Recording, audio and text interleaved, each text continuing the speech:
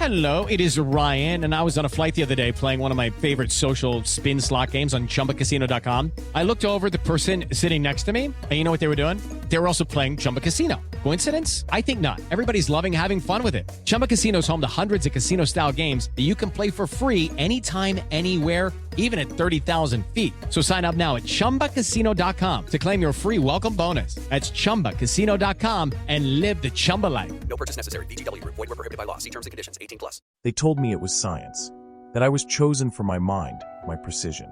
But when I stood behind the glass and watched a man die choking on the vapor I synthesized, I stopped being a scientist. I became a weapon. And the worst part, I didn't scream. I didn't run. I told myself he was transcending, because by then, I had already buried the woman I used to be. And the only thing left was faith. Faith twisted into something so toxic, it smelled like death. If you haven't already, make sure to follow us and tap the notification bell. We drop new content every day. Stay tuned so you never miss a story. Terror in Tokyo Subway. Chapter 2. The Experiment of Faith. You don't notice the moment obedience becomes identity. It's not a switch, it's erosion. Silent, constant, comfortable. By the time I was invited into the inner lab, I no longer referred to myself as Hanae. At least, not in my head. I was the vessel, as they called me, chosen because I understood both science and suffering. It sounds ridiculous now, I know, but in that room, with its white walls and scripture-scribbled glass, it felt like a promotion. A spiritual advancement cloaked in sterilized authority. The lab was hidden beneath a former bathhouse outside Tokyo, retrofitted with airlock doors, cameras, and biometric locks that clicked like bones. The first time I stepped in, I noticed how quiet it was. Not a silence of peace, but of anticipation. As if even the walls were holding their breath. I was led by a woman named Noriko, older than me, pale-eyed and devout in a way that unnerved me. She never blinked when she spoke. She always smiled, even when describing death. "This is where the real healing begins," she whispered, brushing her gloved fingers along a chrome tray. "You're ready now, Hanae. You've suffered enough." I nodded. I didn't question her anymore. I had been taught that questions were the crutches of the unenlightened. They gave me formulas, some of them familiar, others laced with unfamiliar radicals. They handed me glass vials, sealed in velvet-lined boxes. "Analyze. Enhance. Purify," they said. But it wasn't purification. It was preparation. One particular compound, compound Delta 7, was unmistakable. A derivative of Sarin. Colorless. Odorless. Lethal in microliters. I knew this. I had written a dissertation on it 6 years ago. And yet, I labeled it cleansed agent, as instructed, and passed it forward. Some part of me, what little remained untouched, screamed. It clawed at my insides like an animal in a burning cage. But I silenced it. I told myself I was saving the world from its own sickness. That pain was the purifier. That death, in the right context, was rebirth. That's the thing about manipulation. When it's done right, it doesn't just silence your doubt, it weaponizes it against you. The deeper I went, the more the world outside faded. I stopped calling my mother. I stopped paying rent. When my university paycheck stopped depositing, I didn't notice.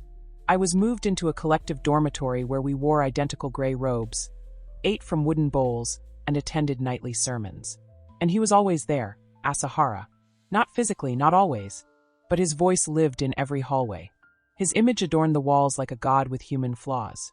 I saw him once, up close, during a small blessing ceremony. He touched my forehead.